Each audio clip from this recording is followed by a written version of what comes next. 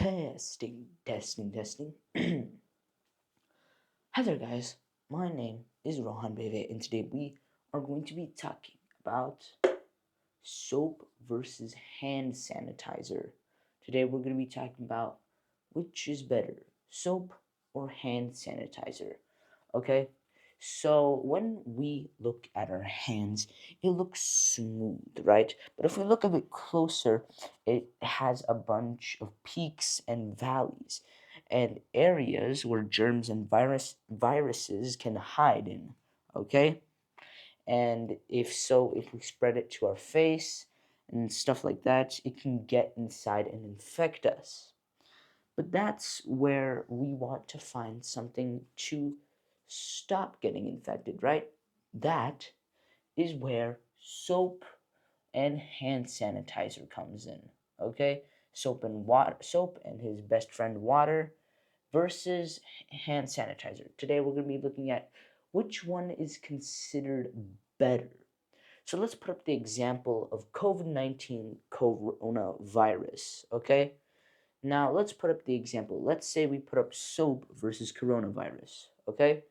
Now the thing is, coronavirus, okay, is made up of a lipid bilayer, okay? And this lipid bilayer is made up of these things called lipids, okay, which are molecules. And the head of the lipid is attracted to water, but the tail is not, but instead is repulsed by the water. So because of this, when water-rich areas, due to the hydrophobic effect, it creates this sort of shield that sticks together, creates this shell. Okay, that forms the coronavirus's outer shell and protection, and it uses it to help to invade other cells, right? Okay, so that's mainly how that works. But what soap does as well is that the thing is, the shell has a bunch of weak points throughout it. Okay? And there are thousands of these weak points where the shell can be pried open. How? Well, we're gonna have to look at this little molecule called something like that. Okay, I'm just gonna call this soap molecule, which is, guess what, from soap. And what it does is that it's very similar to the lipids. So what it does is it goes inside to the shell, okay, and it competes for the space. And eventually, after this forward and backward struggle, it eventually breaks and pries open the bilayer, okay, breaks open the shell, and all the organelles and RNA and stuff just float out, okay?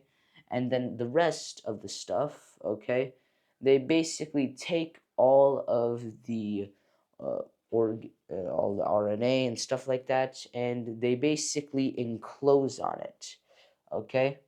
And then it's basically there to be flushed away by water, okay? After we wash our hands thoroughly. Recommended to be around 20 seconds to wash thoroughly everywhere on our hands to actually make sure soap and water and hand sanitizer work effectively. Okay, so that's how soap deals with it. But what about hand sanitizer? Well, unlike soap, what hand sanitizer does is a bit different. Okay, so what it does is that, let's say, the thing is, okay, due to the hydrophobic effect, the lipid bilayer is super strong.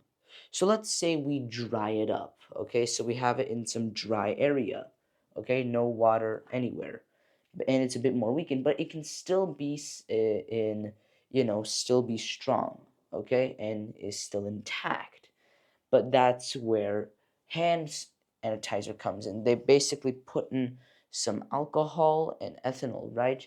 It puts it in, and because of that, it basically forces it to collapse on itself. Okay, what it does is just makes it collapse. So you put it on, okay, and it's like an earthquake kind of. You remove all the structure layers, all the screws and grounding on a house, and an earthquake happens.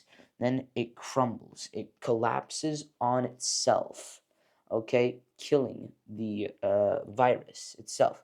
So now we also have to think. So basically, how it works is it disables the hydrophobic effect. Sorry about that. So who wins now? Like, which is better? Well, for the case of coronavirus, soap is considered to be the winner for two reasons. One, soap can wash all any other stuff like dirt and mud, which could be hiding viruses, and two, it's more easier and faster, while sanitizer takes a bit longer. So in this case, soap does win, okay? But in this example, not all examples soap can win. For example, the virus that causes the common cold, the rhinovirus. Unlike the coronavirus, which has a lipid bilayer, the rhinovirus has a capsid layer, okay, which is more stronger and has very fewer weak points, okay, which makes it so that way when you're washing with your hands with soap, it takes even longer, which gives the chance to survive and infect you, right? But it's still vulnerable to hand sanitizer's method of removing the hydrophobic effect and collapsing on itself. It's more weak to that. So in that case, hand sanitizer wins. So in all total, who is the winner?